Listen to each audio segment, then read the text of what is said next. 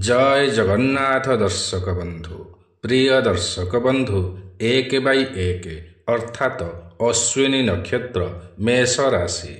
एही राशिर अधिपति ग्रह हेउछन्ति मंगल ग्रह एवं एही नक्षत्रर अधिपति ग्रह हेउछन्ति केतु ग्रह। एही राशिर व्यक्ति माने हेउछन्ति देवता गण पृथ्वी तत्वर अटन्ति। एमानंकर शुभ दिग हेउछि पूर्व दिग ओ दक्षिण दिग। एमाने केतु महादशारे जन्म होइथान्ति बा एमानंकर जन्म समय को केतु महादशा किछि बाकी रहिथाए। एमानंकर शुभ देवता हेउछन्ति सूर्य नारायण। एमानंकर शुभ बार हेउछि मंगल बार ओ शनिवार। शुभ रंग हेउछि लाल रंग। एमाने भौम क्षेत्री अटन्ति चतुष्पदी अटन्ति। एमाने आमबात देही अटन्ति विचक्षण बुद्धियुक्त अटन्ति समस्त कार्य प्रवीण अटन्ति। एमाने राजांकु पूजा करिथान्ति ओ राजा मध्य एमानंकु पूजा करिथान्ति बा राजा मध्य एमानंकु सम्मान देइथान्ति। एमाने स्थिर बुद्धिर होइथान्ति गुणवान होइथान्ति एवं दानी स्वभावर अटन्ति ओ थंडा स्वभावर अटन्ति। एमानंकर पेट रोग समस्या रही थाए। पाद रोग अंटा रोग रही थाए। एमाने जनप्रिय होइथान्ति। एमानंकर केश अति सुंदर होइथाए ओ आखि मध्य अति सुंदर होइथाए। एमाने शत्रु मानंक ठारु विजयी होइथान्ति ओ शत्रु मानंकु क्षमा मध्य करिथान्ति।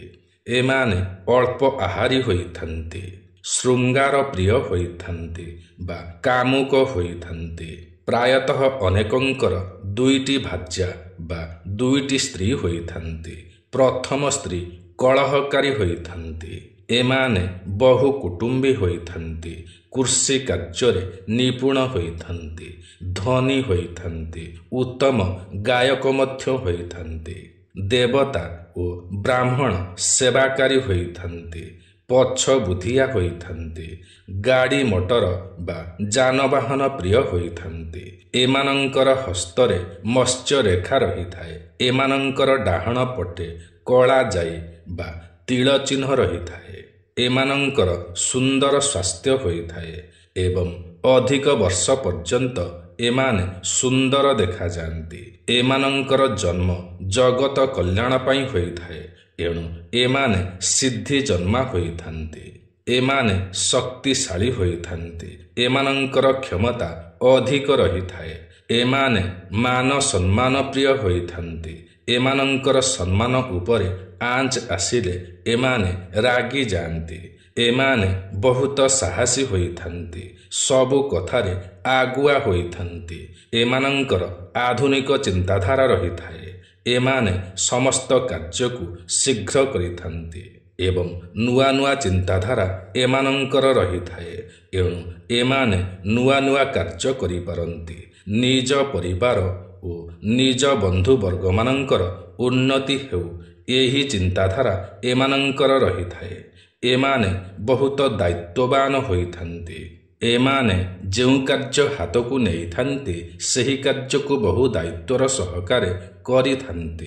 अवहेला करन्ति नाही एवं सब कार्य निजस्व बुद्धि रे ही करिथान्ति। निजर लोक मानंकु बहुत भल पाआन्ति ओ सेमानंकु साहाय्य ओ सहयोग करिथान्ति।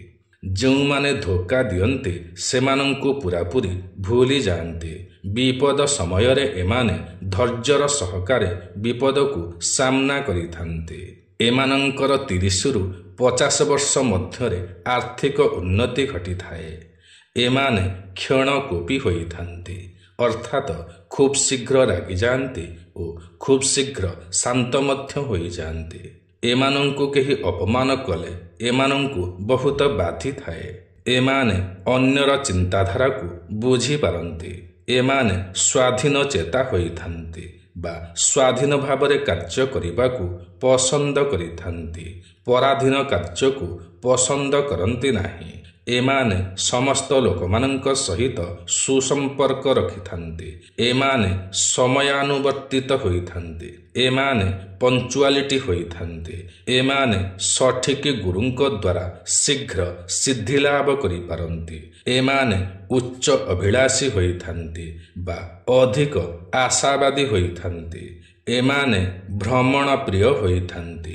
ନୂଆ ନୂଆ ଜାଗାକୁ ବୁଲିଯିବାକୁ ବହୁତ ପସନ୍ଦ କରିଥାନ୍ତି। ଏମାନେ ଧାର୍ମିକ ପରମ୍ପରାକୁ ପସନ୍ଦ କରିଥାନ୍ତି ଓ ତାହାକୁ ପାଳନ ମଧ୍ୟ କରିଥାନ୍ତି। ଏମାନେ ଧର୍ମ ପରମ୍ପରାକୁ ବଜାୟ ରଖିଥାନ୍ତି। ଏମାନେ ମଧୁର ଭାଷୀ ହୋଇଥାନ୍ତି। ଏମାନେ ଧୈର୍ଯ୍ୟବାନ ହୋଇଥାନ୍ତି। ଏମାନଙ୍କର ମନ ବା ହୃଦୟ ନିର୍ମଳ ହୋଇଥାଏ। ଏମାନେ ସେବାକାରୀ ହୋଇଥାନ୍ତି। ଏମାନଙ୍କର 23ରୁ 30 ବର୍ଷ ଭିତରେ ବିବାହ ହୋଇଥାଏ। ଏମାନେ ଯୌନ କ୍ରୀଡ଼ାରେ ସକ୍ଷମ ହୋଇଥାନ୍ତି।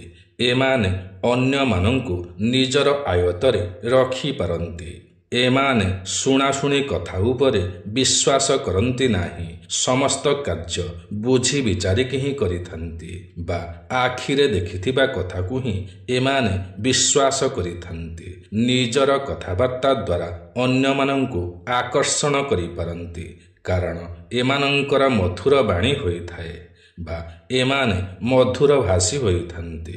ଏମାନେ ସତ୍ୟ କଥା ହିଁ କହିଥାନ୍ତି ଏବଂ ସତ କହୁଥିବା ବ୍ୟକ୍ତିମାନଙ୍କୁ ମଧ୍ୟ ଏମାନେ ବହୁତ ପସନ୍ଦ କରିଥାନ୍ତି।